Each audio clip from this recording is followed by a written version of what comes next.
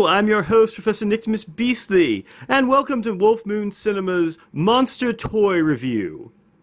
In 1981, toy manufacturer Remco, a division of Azrak Hamway International, began a series of 3 3/4 of an inch tall Universal Monster figures. Azrak Hamway International had been something of an adversary of the Mego Company throughout the 1970s. In the mid-70s, they produced a series of 8-inch scale Universal Monster figures. Eventually, this line would fade, giving way to a series of 10-inch Universal Monster figures made by their division Remco in 1980. In 1981, the decision was made to transition to 3 3/4 of an inch figures, although the 10-inch scale action figures did overlap somewhat with the series. The Remco mini monsters ape the design and appearance of vintage Kenner Star Wars action figures, down to even having the thin vinyl capes. The line was comprised of 6 characters: Frankenstein, Dracula, the Wolfman, the Mummy, the Phantom of the Opera, and the Creature from the Black Lagoon. In 1982, the figures were altered to have a glow-in-the-dark feature. Most of the action figures look almost identical, only having an addition of glow-in-the-dark paint, with the exception of the Creature from the Black Lagoon, the glow version being a noticeably brighter shade of green to accommodate the glow feature.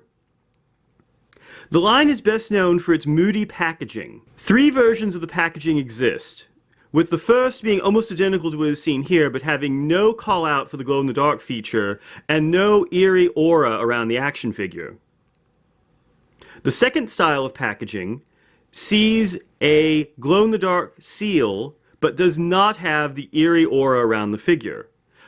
The final version of the packaging seen here has both a seal calling out the glow-in-the-dark feature and a supernatural aura glowing behind the figure, in this case Dracula.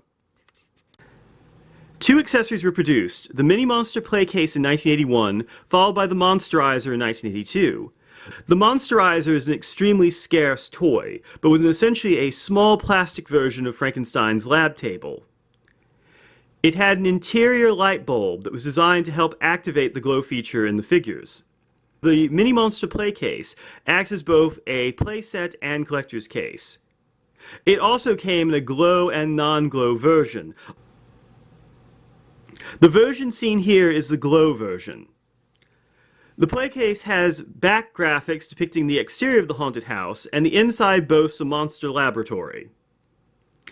Inside, there's a cage for either the Wolfman or the Creature, a sarcophagus for the Mummy, and a revolving lab table for either Frankenstein or the Wolfman.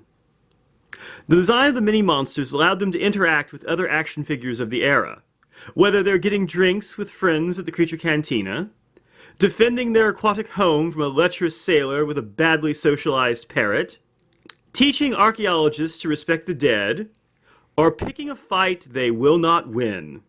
The Remco mini-monsters were discontinued sometime between 1983 and 1984. In many ways, they were the last of the monster toys that had dominated the 1960s and 70s. A last vestige of an earlier age had begun with the Aurora model kits in the late 1950s.